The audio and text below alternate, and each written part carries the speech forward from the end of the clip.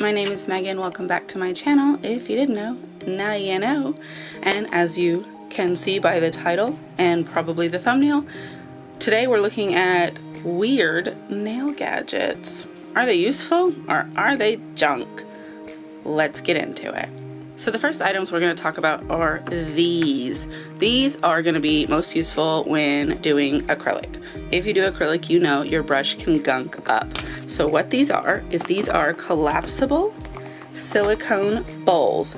Technically, they are for cleaning your makeup brushes. However, the bottoms are textured. And so if you put your monomer in here, when you come in with your brush, you can rub it across this texture and help to break up and scrape off any of that loose acrylic. I have a smaller one of these, but the bottom is completely round. And so it's meant for you to clean your brush and hold it in your hand so it doesn't roll away. So it's not as good because of its stability. If you don't have one of these, you might have one of these. You can even get these at your local hardware store. This is a drain. This is just, you put it in your drain, like in your sink or your bathtub, if you have a bowl that you use, and this is small enough to fit in it. You can get smaller ones, but they're a little bit harder. This side is the side I'd go for because it's raised. It's got these holes, they're textured, so when you rub your brush across here, it helps to scrape off that acrylic just the same. You can get these inside of a jar on like Temu, AliExpress, that type of stuff. I've seen them on there. I've got one coming in the mail with its jar so I can see about the size. I got this on its own, but it's not here yet. But that's pretty much the same thing. So if that is something you'd like to try, you can either build your own if you have your own container to put it in, or you can look for it online. Keywords are not easy. Try like brush cleaning jar or something like that and see what you get. So those are the brush cleaning gadgets. This item is interesting. When I saw this, I thought this was cool as hell. So these are caviar beads, and they're inside of these little pins. And you can get these on Amazon. Of course, you can get those on those marketplaces like we have just discussed. You can usually get everything there at a super low price. It just takes forever to come in. So if you're not in a hurry, great option. When you open this up, it's got this little tip, and you can see it's like got a divot, and then the end of it is capped. So when the bead comes down, it'll stop here. So let's say you've got a line of rhinestone glue here, and you want to put some caviar beads. So you can push one, drop it in, push one, drop it in, push one, drop it in, hypothetically. Now, I actually had a fourth one of these, but I opened it. I took it apart to see how the mechanics work in here because it doesn't work. It's a great idea, but the execution is bad. And so what I've discovered, the way this works is this button pushes down a little plastic thing, and in the center of the plastic thing is a hole that your beads will pass through. But it has to line up with the hole at the end of this tube. In here it comes to a point. And so unless the two holes line up, the beads just don't make it through. And pushing this down pushes it past the other hole. So it's the manufacturing that's the problem. They put it together in such a poor way that they didn't check alignment to make sure it works. So sometimes if you fight with it a lot, you might be able to get one out. Look, I've gotten one. Here it is. But that's not practical. You're gonna be forever trying to get out enough at that rate. And they're all like this. They're really just not well made. They're also not easy to take apart. If you get these though, it's not a bad way to get caviar beads, to be honest. Like the caviar beads in here are still caviar beads. They're still good and they're really small. If you want to rip one of these pins open and take these caviar beads out and put them in a pot where you can actually use them, not a bad way to get them. The prices are not unreasonable. But the pin themselves, unfortunately, are a failure, which is too bad because this is a really great idea. I think if somebody would take this and perfect it and make it usable, they can make big bucks. So think about that. This is the next gadget. This thing is so interesting. I haven't got a chance to use it yet because I've been waiting. But this is cool. Let me show it to you. So here's the back of the packaging so you can get an idea. And then here's the item itself. So this comes out, this is a tray. You can put your finger here, catches your product, and then this is just a little thing covering the brush. We'll take that off. So it's a dip powder pen. You open it up and you put your dip powder in here, and then it has this hole. So let's say you put your dip base on, you got your pen, you put your finger here, it's got a button, you push, you pour it on, and then when you let it up, it stops pouring, and you can put it back here. And then you've got your brush, you can dust it off, and it's all contained right here. And then it's got this little pour spout, so when you're done pouring it in here, you can either put it back in the pen or back in its original container, so it'll be ready for next time. This is refillable. You open it, you put more in, you open it, you can take it out when you're done. I think I am going to make use of this. I do the pour over method generally anyway, and so this is super cool. I am very excited about this item. And then put it back in its container when you're done, or leave it on your desk. Okay, so this is the next item, and it's items, I got several. So these are silicone mats, much like stamping plates, but what you would do with these is you would load it with gel, cure it, and then you can peel the gel design out in a sheet and then apply that sheet of design to your nail. Cut it to fit, of course, and then adhere it with more gel or with glue or whatever and seal it in. But I feel like that's really cool because you get the textures.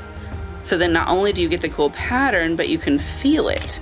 And they have all kinds of designs. You can get these on the marketplaces or on Amazon as well. Just search up like silicone stamping mat or something like that. Very, very, very cool. Different designs, different themes. I got a variety. This one came in a package, unlike the others. It says stamping 3D. It's pretty neat. You can also get smaller ones. They're often called molds, but they're not designs like this. They're like individual items. Ah, here's some. So yeah, I got some molds, as they say. So these you would do similarly. You'd put your gel in there, you'd scrape it off level, cure it, and then you peel up your little characters. This one is Christmassy. Unfortunately, we missed the boat, but next year. We've got some sweater bits. I can still make use of this. And so let's say we make a line, we can peel that sweater design up and then stick it on the nail, and it'll be textured and more precise than if I did it myself. And then some more that is in the winter variety. We've got snowflakes, but then there's also like bubbles and balls and little wispies and flowers.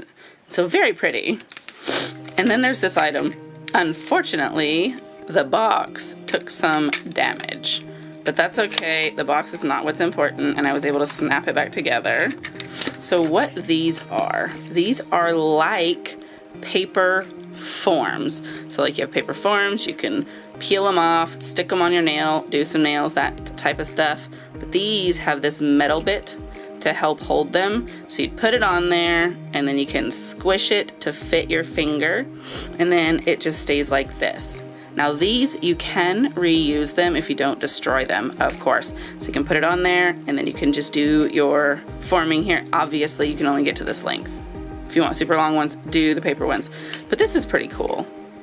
So if you're not very good at placing forms, you have something like this that holds it a little bit more sturdy with this. It may be also useful on silicone practice hands, because I know it is very difficult to stick paper forms to them because they don't stick to silicone. So something like this may be useful, since you can use the metal to put it on there. They only come in a pack of 5. So if you want to do 10 at a time, you're gonna need to buy 2 packs, or just do one hand at a time. And then we have this. You've probably seen this before. This is for cleaning your acrylic brushes. You can put your monomer in the bottom of here, and then it's got these little things that you can rub it against, like on that other thing. And then in here, which it's supposed to come apart, I'm probably gonna have to separate it. Well, I'm gonna have to get a tool. But anyway, so there's these things. They sit in the top of this so it holds your brush, because you don't want your brush resting against the bottom. I've got to get a pliers and get this apart. And then once it is apart, you can put this back in the top. But that's annoying. We've got these. These are kind of weird. They also come in a pack of 5. It's this little plastic bubble thing with this. And so the idea is you put acetone in here, and then you put your nail in here, and it's sloshing around so you can soak off whatever you've got in here. This is like an alternative to using foil with a cotton ball in it. So it gives you more product, definitely fuller coverage. It's pretty tight so that it's not leaking everywhere.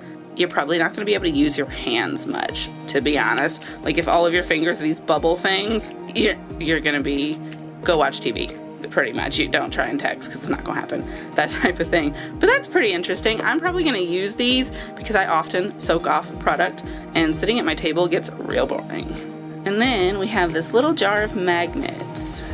So what these do is you take a row of them, and then your tip cutter, you stick it to your tip cutter so that whenever you're cutting your tips, you push it up against the underside and it'll give you the exact same measurement. So let's say we are doing this length.